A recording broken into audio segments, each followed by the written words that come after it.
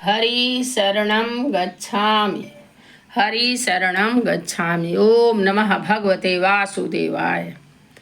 श्रीमद्भागवत महात्म्य।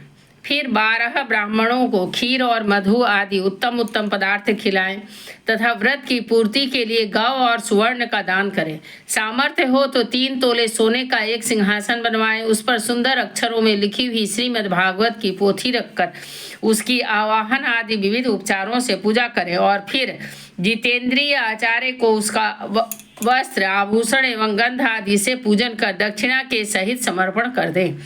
यूं करने से वह बुद्धिमान दाता जन्म मरण के बंधनों से मुक्त हो जाता है। यह सप्ताह पारायण की विधि सब पापों की निवृत्ति करने वाली है।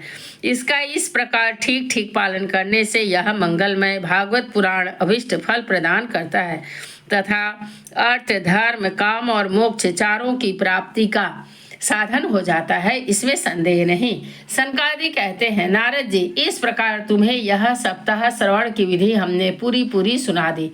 अब और क्या सुनना चाहते हो? इस श्रीमद् भागवत से भोग और मोक्ष दोनों ही हाथ लग जाते हैं।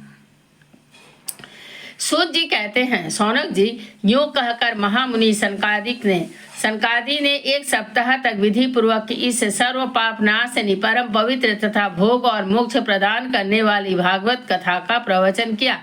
सब प्राणियों ने नियम पूर्वक इसे श्रवण किया। इसके पश्चात उन्होंने विधि पूर्वक भगवान पुरुषोत्तम की स्तुति की। कथा के अंत में ज्ञान वैराग्य और भक्ति को बड़ी पुष्टि मिली और वे तीनों एकदम तरुण होकर सब जीवों का चित्त अपनी ओर आकर्षित करने लगे। अपना मनोरथ पूरा होने से नारद जी को भी बड़ी प्रसन्नता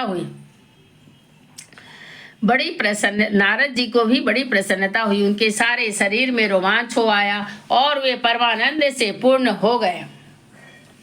इस प्रकार कथा श्रवण कर भगवान के प्यारे नारद जी हाथ जोड़कर प्रेम गदगद वाणी से सनकादि से कहने लगे। नारद जी ने कहा, मैं धन्य हूँ, आप लोगों ने करुणा करके मुझे बड़ा ही अनुग्रहित किया है। आज मुझे सर्व पापहारी भगवान श्री हरि की ही प्राप्ति हो गई। तपोधनों, मैं श्रीमद् भागवत श्रवण को ही सब धर्मों से श्रेष्ठ मानता हूँ, क्योंकि इसके श्रवण से वैकुंठ गोलोक बिहारी श्री कृष्ण की प्राप्ति होती है। सूत जी कहते हैं, सौनक जी, वैष्णव श्रेष्ठ नारद जी यूं कह ही रहे थे कि वहां घूमते फिरते योगेश्वर सुखदेव जी आ गए।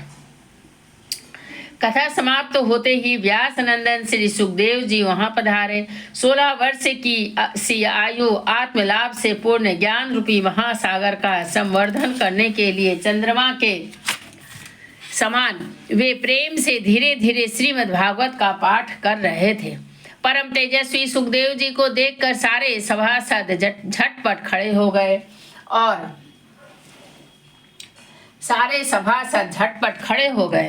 और उन्हें एक ऊंचे आसन पर बैठाया।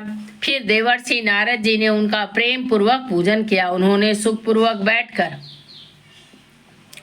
कहा, आप लोग मेरी निर्मल वाणी सुनिए। श्री सुखदेव जी बोले, रसिक एवं भावुक जन, यह श्रीमद् भागवत वेद रूप कल वृक्ष का परिपक्व फल है। श्री सुखदेव रूप सुख के मुख का संयोग होने से अमृत रस से परिपूर्ण है। यह रस ही रस है, इसमें न छिलका है न गुठली। यह इसी लोक में सुलभ है। जब तक शरीर में चेतना रहे तब तक आप लोग बार बार इसका पान करें। महामुनि व्यास देव ने श्रीमद् भागवत महापुराण की रचना की है। इसमें निष्कपट निष्काम परम धर्म का निरूपण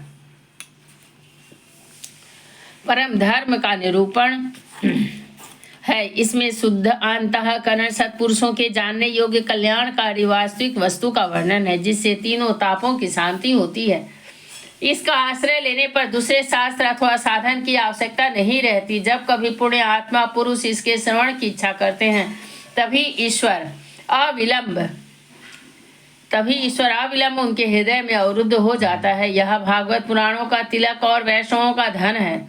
इसमें परमहंसों से के प्राप्त विशुद्ध ज्ञान का ही वर्णन किया गया है तथा ज्ञान वैराग्य और भक्ति के सहित निवृत्ति मार्ग को प्रकाशित किया गया है। जो पुरुष भक्ति पूर्वक इसके श्रवण पठन और मन में तत्पर रहता है, वह मुक्त हो जाता